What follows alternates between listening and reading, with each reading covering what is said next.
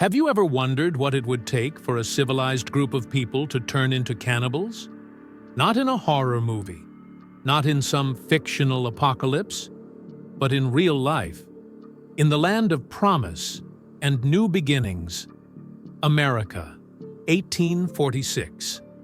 This is the story of how over 80 men, women, and children set off west in search of a better life, and ended up stranded in a frozen hell where starvation clawed at their sanity, and the only way to stay alive was to eat the dead.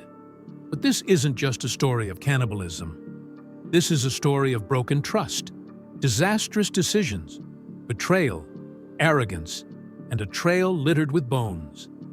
This is the true story of the Donner Party. And I promise you, what you're about to hear is more disturbing than anything Hollywood could dream up. Let's begin.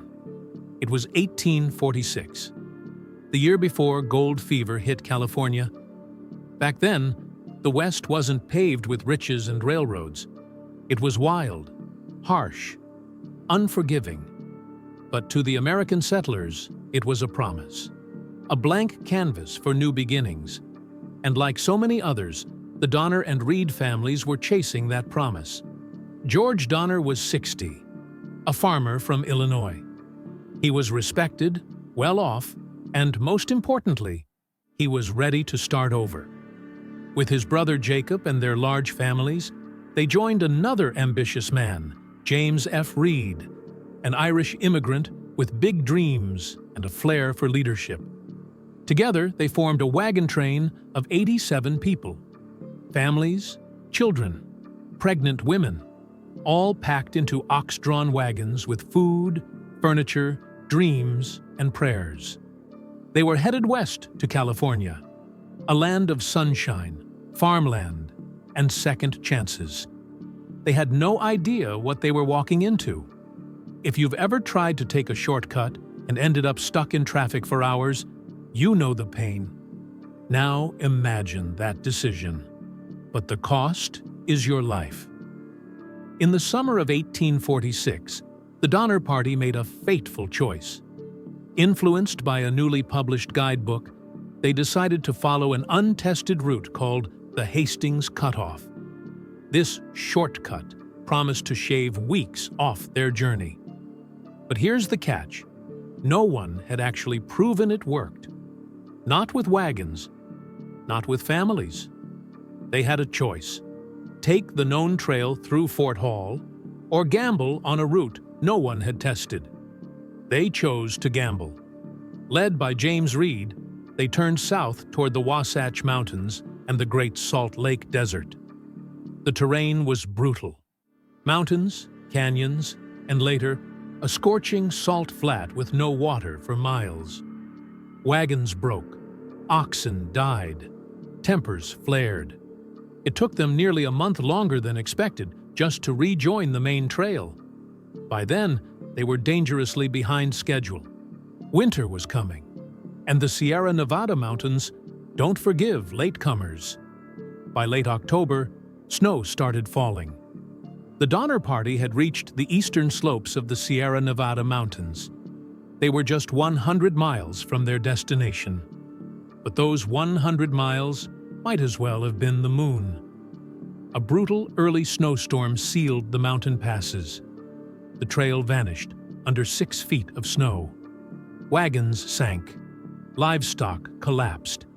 Panic set in.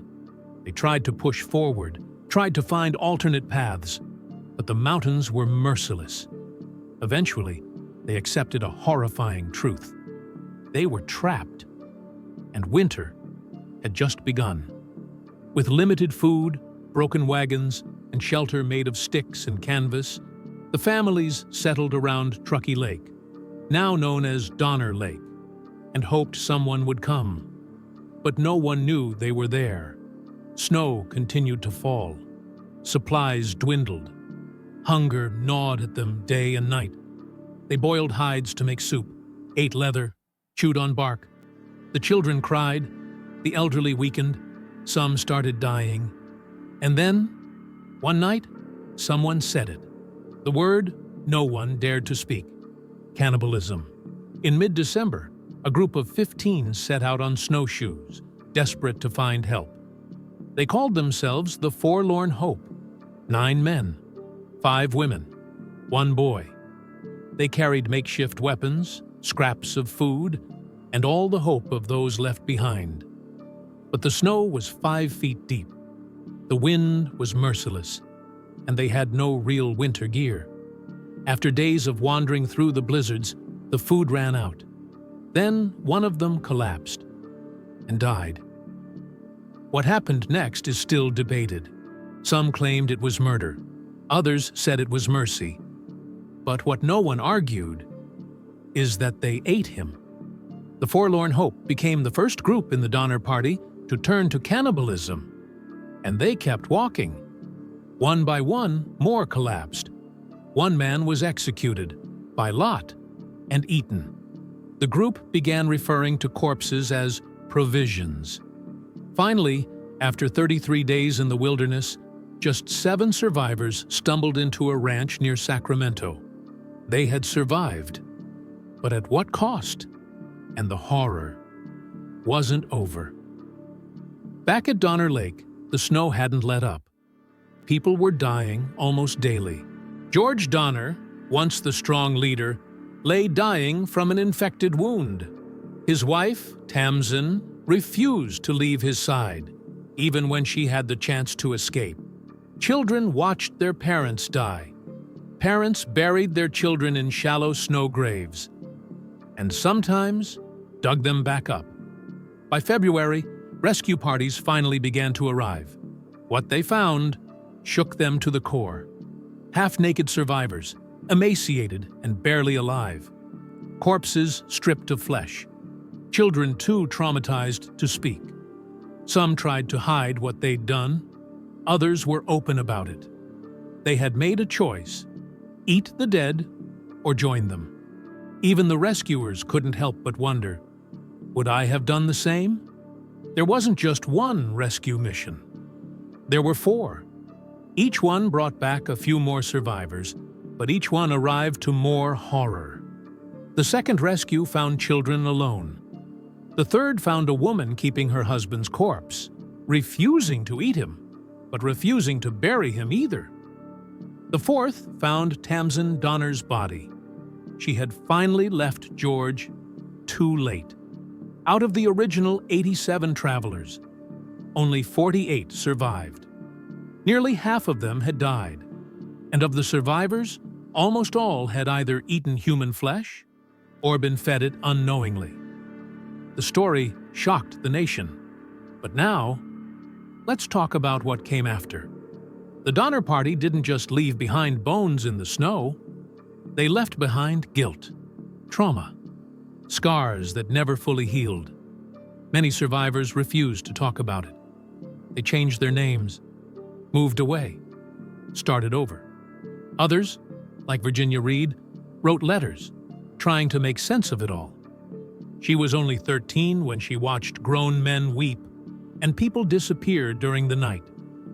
James Reed, who had been exiled earlier in the journey for killing a man in self-defense, ended up being one of the heroes. He helped organize the rescue parties and was reunited with his family, but the psychological damage lingered. How do you go back to normal after surviving by eating your neighbors? The answer is, you don't. Over time, the Donner Party became legend. A cautionary tale, a ghost story, a footnote in textbooks. But not all the stories were true. Some newspapers exaggerated the cannibalism, turning them into monsters. Others tried to cover it up, out of shame. The survivors, especially the women, were often painted unfairly. People whispered that Tamsin Donner had gone mad, that others were too quick to eat the dead, that James Reed was responsible for everything. But history is never that simple. The truth is messy, and the people involved were human, flawed, frightened, and desperate. The Donner Party wasn't a horror movie. It was a tragedy. Today, the Donner Party is remembered with a mix of horror and fascination. There's a monument at Donner Lake, a museum, documentaries, books. But what do we actually learn from it? That arrogance kills? That shortcuts are dangerous? That the wilderness doesn't care about your dreams? Or that in the end, survival isn't always something to celebrate? That's up to you to decide. Why are we still talking about this, nearly 200 years later? Because it's not just about them. It's about us. What would you do in that situation? Would you eat the dead to save your child? Would you offer yourself to feed others? Would you give up? Or would you fight to the last breath? The story of the Donner Party haunts us because it rips the mask off civilization. It shows us what happens when the world falls apart and what we're really made of. It's terrifying, it's tragic, but above all, it's true. And that's why this story will never die. If you made it this far, thank you. The story of the Donner Party isn't easy to hear, but it's one that deserves to be told. Because behind every horrific headline, there are real people, real choices, real pain. So the next time you hear the words Donner Party, remember, they were just like us, and they were never supposed to become monsters. They just wanted to survive.